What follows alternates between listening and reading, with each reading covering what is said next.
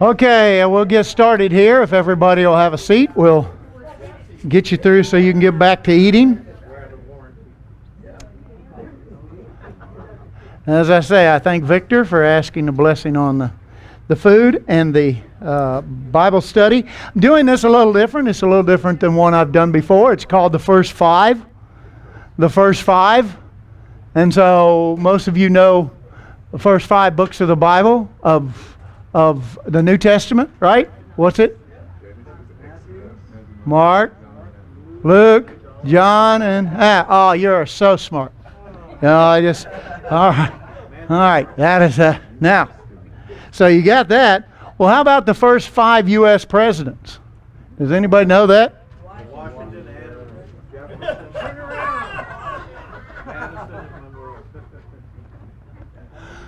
I actually got this one wrong when I was guessing. I had John Adams, Jr. in there, but I got my time and my order mixed up. But most of us know that. As a matter of fact, for the basketball fans, anybody know the top 5 teams in the NFL and in the NBA? Boston Celtics won more than anyone else. The Bulls are up there. Yes, they won all those titles. Yes, well, I can't say much about the Hornets other than they're owned by the guy that made them great. But Atlanta Hawks hadn't had much. The Lakers are not up there. And what do you think? So everybody can usually put together 5. So I want to talk about the first 5 books of the Bible. Okay? That's what the Bible study's about. It's going to be very quick. Hopefully, unless you already know the first 5 in the New Testament. So, what are they called? The Torah, right? Book of the Law, Pentateuch, and then the actually called the Law of Moses is what some references have that. So, being you know that, who wrote the first 5 books of the Bible? Really? Can you prove that? God inspired it, but who is thought to write it? But can you prove that? Oh, that's what history book says. That's what others say. Yes. But if you have your notes, I'd like you to write down Numbers 33 verses 1 and 2. Okay? I'd like you to also look at Exodus 17, verse 14. And if you don't believe those examples of referencing that Moses wrote them, how about let's take the word of a man who never lied? How about Jesus Christ? In John 5, verses 45 through 47. I give you this for fuel. So if somebody asks you, why should I believe it? Well, because people say Moses. Well, how do you know they did it? Well, these 3 verses, plus I could give you 4 or 5 more. That's not as succinct as these, proving that Moses did write the first 5 books of the Bible. So I want to give you today some things so that you can teach, as I said this morning, others, so that you can have this reference, so you don't have to do all this, because Moses wrote the book of Genesis, the very first book, right? And it's actually called in Hebrew Beshereth, or they would say Cheshath, if they were to pronounce it. And all that means is in the beginning. But I want to look at Genesis in this way because there's actually 2 parts to Genesis. The first part actually goes from Genesis 1:1 to 11:31. Okay? And then the second part is Genesis 12 through 50. Now the reason I bring this out is that Genesis 1, chapter 1 through chapter 11 is about 4 major events. It takes up a space at that time of about 2,000 years. We don't know, but we say approximately. 2,000 years in part 1. Okay? What were the 4 major events that took place. Yes, sir? Okay. So that's one of the major events in this first 2,000 years of history in Genesis. Okay. Excellent. The flood. In the history of man, probably not. Yes, sir. The fall of man. Yes, because that was a major event. And the only other one we would have towards the end is the nations. Because we know what happens after the flood. So we have the first 2,000 years in 11 chapters in the Bible. So we've only been here 6,000 years, of course, unless you want to go back to prehistoric man and do all that kind of stuff, which I'm not here to do that. But for the first third of all humanity, we can give a history of what's most important is in 11 chapters. And if you want to read that, it can take you, it depends on if you read like me, it might take you an hour. If you read like my wife, it'd take you 30 minutes. Okay? So for 30, 40 minutes, you can know and read about the first 2,000 years of the inspired events of God. So God inspired Genesis. He inspired Moses because Moses wasn't there for the first 2,000 years, but he inspired him. So here he had the first 2,000 years. So we can have it. And to God, this was what the most important things were. And so, do we need to know about, well, what about this? And what happened? Where was Semiramis and where was Nimrod and all this kind of stuff? Okay, they're mentioned, but he gave you everything that you would need to know in those. And so here we have the first 2,000 years in part 1. Part 2 of Genesis is chapters 12 through 50. Okay? 12 through 50. Who are the 4 major players? Because there's really only 4 major players in the second part of Genesis, from chapter 12 to chapter 50. Anybody? Abraham. Yes, he's a major player. Anybody else in there? You had Abraham. Who next? And Joseph.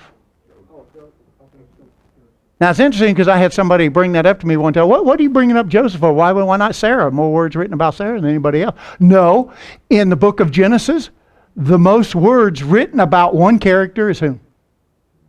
Who? Joseph. There's more words written about him than even Abraham. There's more words written about him than Abraham and Isaac combined. He's an important player there.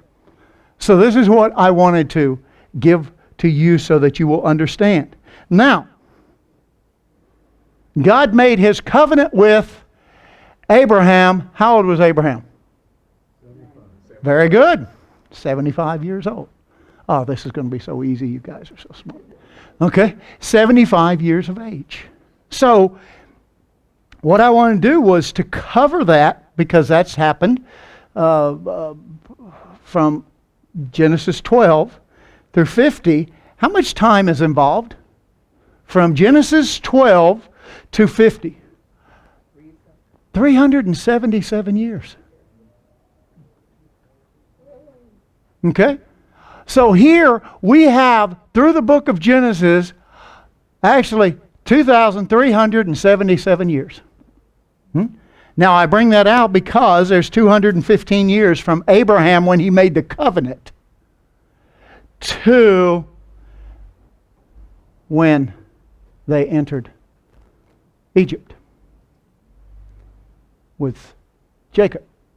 And then Jacob lived for 17 years when he entered Egypt. And then Joseph lived 70 years past there. So what you have is 302 years. But then when you add the 75 years of Abraham before that. So here you have a total history of 2,377 years. Now, why is that important? Is it important to anyone? Because it's hard for people to see, if you were to explain this, it's hard for people to see that, wait a minute, God gave 12 chapters and He covered 2,000 years, and He used all these other chapters to cover 377 years. Why? Why? What would you say? How would you explain that? Well, it's His emphasis. You want to emphasize a certain thing about who's gone. And it was starting with Abraham, wasn't it? And his family. And He promised, even though didn't go exactly as Sarai wanted. Yes, sir? I think of it like a camera and a lens. The old time lenses of cameras. And when you pan out and you look at the overall thing, Mm-hmm. that's maybe like the first 2,000 years. Mm-hmm. Yes. All those events, but we're not focusing on anything specifically yet. Mm-hmm. So you zoom the camera in, and you're looking at these particular years. And we're more, like he said, emphasis on those because the focus is on them. Because they have a part to play in His total plan. Very good. Yes. Yes. So if we looked at that, the first 2,000 years, okay, we have followers of God in the first third of all history of man. Who do you have? I mean, who do we know? Who do we know from Scripture followed God in those first 2,000 years? It's a small Enoch. Who else? Abel. Noah. Right?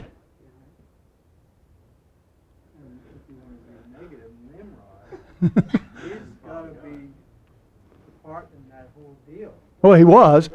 But of the followers of God.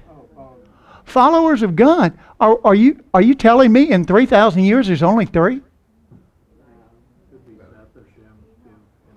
Shem could have, because Shem did come from that. Are you telling me 4? I mean, think about it. I'm not making a definitive statement. I'm asking you that question. If I were someone who was asking you, what would you say? If I had to prove from the Bible, I got 4. Pretty peculiar, actually. Only Noah was found grace in God's eyes. Out of all the pre-flood world, only Noah. Yes. Now, is it possible that is one of the reasons for the 11 chapters and not covering more? Is there were not many people who were following God, is it? Was it? It may be an explanation. Oh no, but it's something for us to definitely think about in Genesis. When God looked down upon the earth during Nimrod time, Yeah. man was doing what was right in his eyes. Yes. So you're right. I mean, there was not too many people that was following. No. I mean, Noah, he looked and there wasn't anybody. They were all, didn't even say his kids at the time. Nimrod's after the flood. Nimrod's after the flood. Yes, true. Yeah. True. But they still in the 2,000 years. No, within the 2,000. Yes. Yeah, Bill? Even though God was with Noah, basically with Abraham, that's when He steps in and He gets His plan going, because even a Christian today is Abraham's seed. Yeah, that's what the Scriptures tell us. Yes, very good, Bill. Yes, it is. So that's one of the reasons for I bring up Genesis, is these are some of the things that we need to know, because there was a relationship that you didn't see. It said that Enoch walked with God, remember? Okay? And that Noah, had a relationship with God. You know that Abel did, and you kind of think it kind of works towards Shem. But how many millions of people lived in the first 2,000 years? And did any of them really pray to God? As it will be as it was in the days of Noah, so it shall be in the coming of the Son of Man. So what does that tell us? That the world's not going to get any religious. They're going to get anti-religion, anti-religious. I mean, it's just not going to be. It's not going to be, because you just look at that time, and they think it was about 1,600 years for the flood, but 1560 or whatever when the flood started. So that's 1,500 years, and wow, there's just not many there. So there was, all of a sudden, there was a family that God could work with. And that's why the four major players are Abraham, Isaac, Jacob, and then Joseph, which is just an incredible. So let me ask you this question, because I don't have an answer for it. Okay? Why are there more words written about Joseph than even Abraham, Isaac, Jacob, or anybody else? Why do you feel like the biggest part, the last part of Genesis, was about Joseph? Anybody? Yes, ma'am, in the back. Ah, there was a following of the blessings that came through this 377 years, was brought down to the children of whom? Joseph. Any others? That's a good one. Yes. Joseph was the instrument of broad plan. Promises of Abraham, Manasseh, all that included his plan for the rest of mankind. Yes. What example did Joseph set? He was kind of like a Christ, actually, in like a forerunner, but he saved them, and he also had wisdom. So you didn't think Simeon or any of those were like that? Not likely. Look at them today. Yes. Faithful was our example of his faith in every trial that he went through. He was faithful. Yes, what an example, because we have Abraham and we have things that he went through, you know, and then you have Isaac and the things that he went through, and then you have Jacob, which went off the charts sometimes and did his own thing, but then you had Joseph, who from his birth to when he was 17, he went through some problem, but he didn't go off the rails, did he? Even in the worst of times, what an example to us. Even when you go through slavery twice, he still kept a relationship with God all the way through to where he actually had to teach his brother and bring them in line. He was so tempted by a beautiful woman in Iran. What a lot to say about his character. Yes, most guys that had, and he was a good-looking guy, according to Scripture, and when Scripture said it. Plus, he was brilliant. He was a mathematical genius.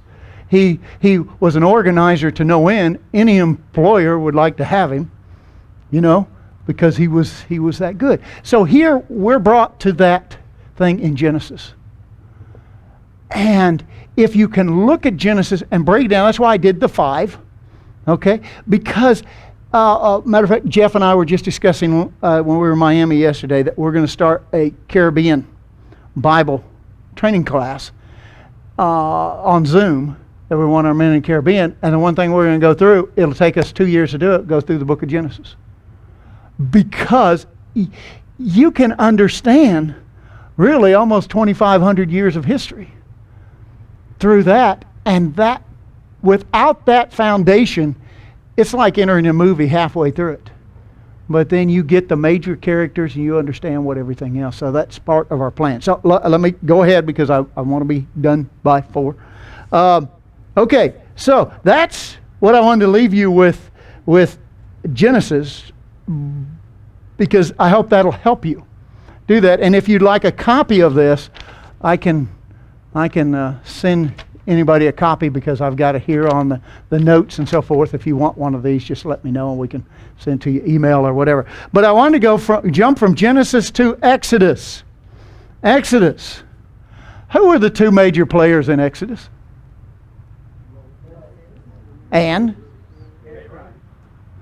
That's a good guess. I like that, but he didn't show up later during there. But because it was a thing with Moses and Pharaoh, but it was also a thing with Moses and who?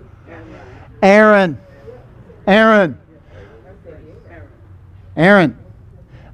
they were the major focus because that's what took place during this time. The one thing that I wanted to bring out is we have our time. How much time's taken up in the book of Exodus? Did you realize that it covered only through Exodus 141 years? 141 years. And the 140 years are used up in the first few chapters because that's the amount of time, that's an approximate time, that the children of Israel were slaves in Egypt. Because they came in, there were 215 years from the time that they came in to the time that they left. But they weren't slaves because of whom? Joseph.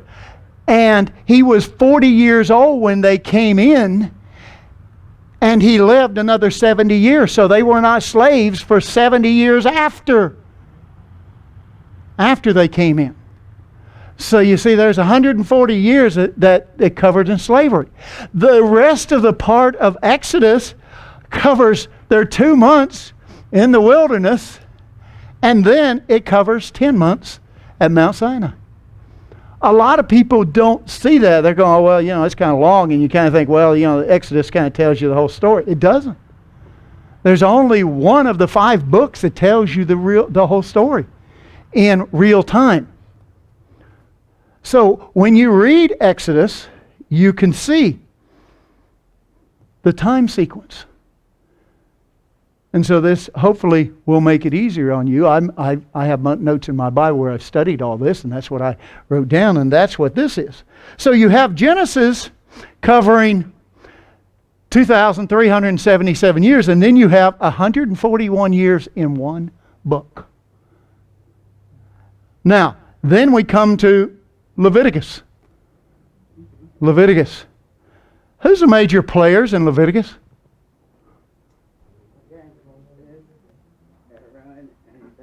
And who?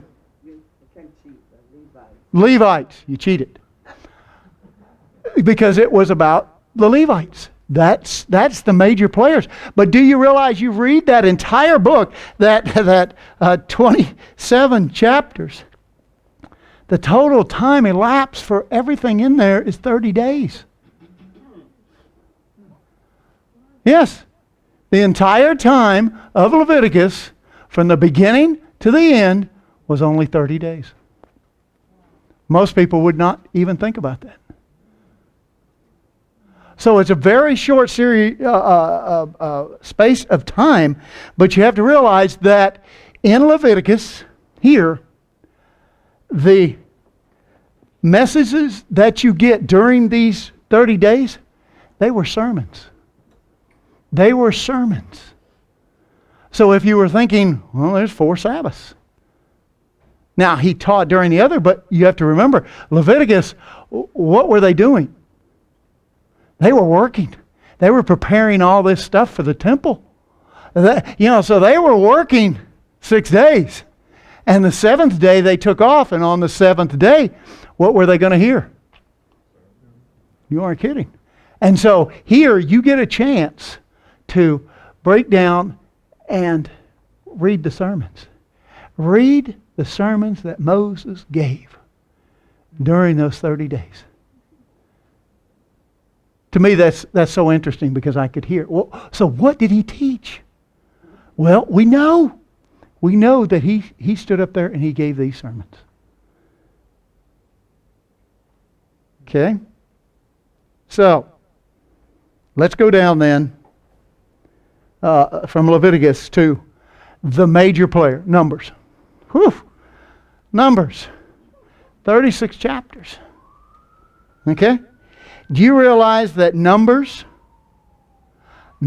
covers this time? 20 days when they leave Mount Sinai? At 20 days? The 38 years and 3 months that they wandered in the wilderness? And then finally, the 5 months that they were on the plains of Moab. Do you have a picture of that Moab? I think they spent 5 months looking at the promised land. 5 months they stood here looking at what they were going to. Yeah, they spent, most of them died except those who were 20 or under during the 38 years. But here, they stayed right here. Right? In Mount Sinai, as it says there, for 20 days. Then it was time to leave, and they were starting this journey.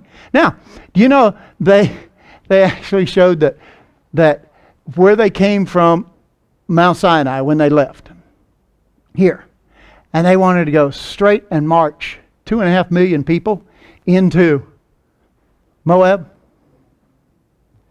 They could have done it in 5.5 to 6 days. Now think how long he took them all around. When did he do that? You read about it in Numbers. You read it in those Numbers 10 through 25. Chapters 10 through 25. He gives you the whole 38 years. And that's where the big stories are. But then he brought them here to Moab to prepare them for that. Chuck, could we see the previous slide again for a second? Yes, sir. The one about Numbers. Yeah, the Numbers. Go back there. Something burning. Oh, okay. Good. Okay. Offerings. Well, let's not have burnt offerings. I mean, I'd like to have offerings, but not burnt offerings of the food here. But yeah, here you want to study that. You can find what happened in those 20 days, and you can picture it yourself. And then this was just out there, 38 years. But then you come to the plain of Moab, and that's when they're preparing, and that's how long they were there. Now, I don't know if you find that interesting, but I do. I do, because when I read it, I can picture, okay, this is how it happened. So if I need to explain it to someone, give them this. Or I can hear, this is how the Bible, or I can just take them to it and say, here, this happened in 38 years. This only happened here. But then we come to the last. So before we do that, in Numbers, who were the major players? I didn't give you that one because I don't know. Was it Joshua? No. Well, we know Moses was, because he was there during the 38 years, right? Who? Caleb and Joshua. That was a major story because they were the only ones that went in, right? Except for one man. Remember who it was? Who became a priest? Aaron's son. Do you remember who it was? Very good, Eleazar. Which makes one thing when you read the story and you find out about what happened at Kadesh, and where the young Moabite.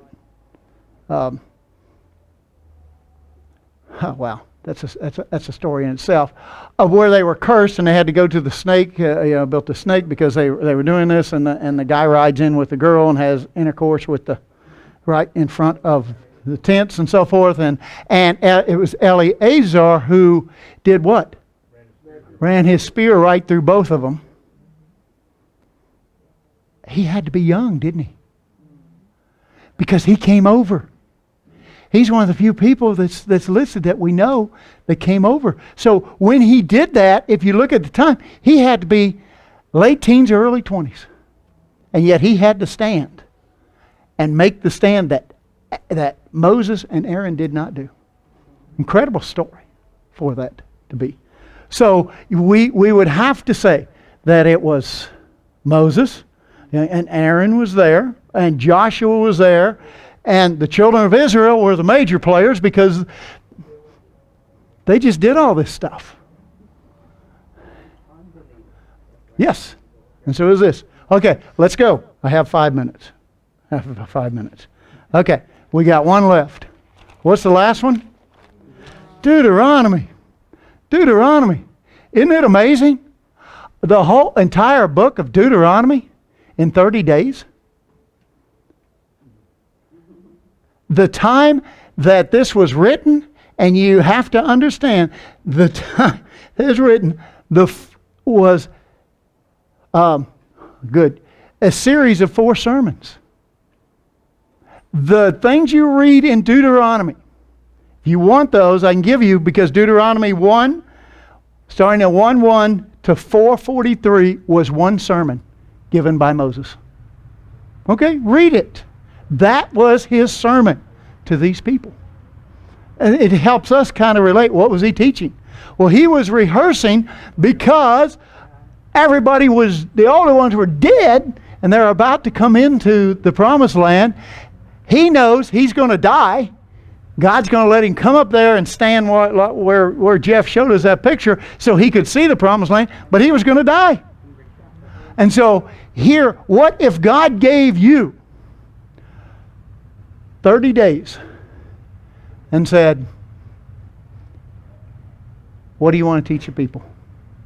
What do you want to teach your family? Say you're the matriarch and patriarch of your family, and in 30 days you're going to be gone. Wouldn't it be pretty serious stuff you would want to cover with your kids? I want you to do this. I want to make sure this takes care of, take care of your grandparents. Do this, do that. I mean, this is what he did in Deuteronomy. And to me, it was so inspiring. Because you know what he went through.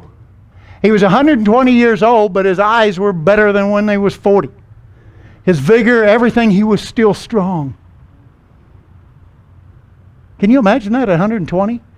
And God took him. Nobody else in the entire Bible is that described as, right? That he was just as young feeling as he was. Boy, I'd like to have that. I'm half that age, and I feel like I'm 120 some days. Okay? Why? Do you think that was just a gift that God gave him? Or was it something else? What did he do? What did Moses do that no one else in the entire Bible had the opportunity to do? So is that he had to even get behind a rock because he said you can't stand to do that? And when he came down off of that mountain, what did he look like? He had to have the rest of the time. That's what most people don't realize. The veil was even in Deuteronomy here. It was so... Is that the power? Is that how we will live forever? When we are like him? As 1 John 3:2 says. That if God hadn't have taken him, how long would he have lived? Because he was still shining with the glory of God. We will shine like the glory of God. We'll be glorified. What was Romans 8 says. Justified, then finally glorified. It's an amazing story. So here we are. The second and third sermon is actually put through. It went from Deuteronomy 44 to Deuteronomy 26:19. You can kind of split that, but if you read that, you can kind of see where one message began and the other one ended. I'm not going to tell you where that's at in case you want to read it. It's so very interesting. And then finally, the fourth sermon. The last sermon was Deuteronomy 27, 1 to 34:12.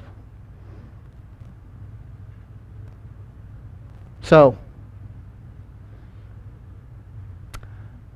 I give this to you so that you can do a study. So you can read and appreciate the 5 books, the first 5 in the New Testament, as perhaps you have not looked at them before. Is it worth the read? I think it is with this when you're looking at it this way, because when I broke this all down and then I went back and read it, and it's like, now I understand, wow, what they went through, how this all happened, and how quickly. What is your favorite character? We don't have much time, but I have 3 minutes. So you get 10 seconds apiece. Yes? It's Joseph's entire life experience, but it was his final purpose where he preserved the life of Abraham and his family and took him on over. And of course, didn't have even a master. You mean Jacob and his family? Yes. Yes, yes. Preserved their He did. He did. But he went through a whole lot and he managed to keep it together. Yes, somebody here said he's something like Jesus. There are so many books comparing the two because of what he did for the family and how he's like this. Anybody else? Favorite character? Maybe one I didn't mention. Yes? Not really favorite, but just a thought. Oh, Jeff? Yeah. Why, you said why Joseph is so important, and I was thinking about Manasseh, Ephraim and Manasseh. Joseph kind of, his descendants kind of preserved for us today that we could actually say where his descendants are, and his story, yes, preserved that aspect of where the descendants are today. We talk about the 10 lost tribes, but based on the teachings, we kind of know where Ephraim and Manasseh. We have an idea. We have an idea. We have an idea. So that's the point I was making. Of why it was so important. Why it's important. Okay. Anybody else? Moses was incredible. Family's going to be something to meet. You know, someday when we meet him or whatever. Well, thank you. I want to use up in time so we have time to fellowship. We have time to sharpen some iron and have something to eat. I appreciate everybody coming, staying for the Bible study. I have I'll be bringing some things to you and let you know on our next Bible study because it's going to be coming up, I think, in about 3 weeks. And so I'll be giving a series of sermons that I'll be starting soon. I'll be starting after I get back on those 7 or 8 scriptures that the entire world uses to dismiss our teachings. So we'll go through. I thought I could do it in one sermon. I found out when I was researching I can't do it in one sermon. So we'll break them down so that you have them. I'll even have a printout so that you can have these. So these are the only 8 answers people have for what they do that we don't do, or what we do that they don't do. Okay? So thank you.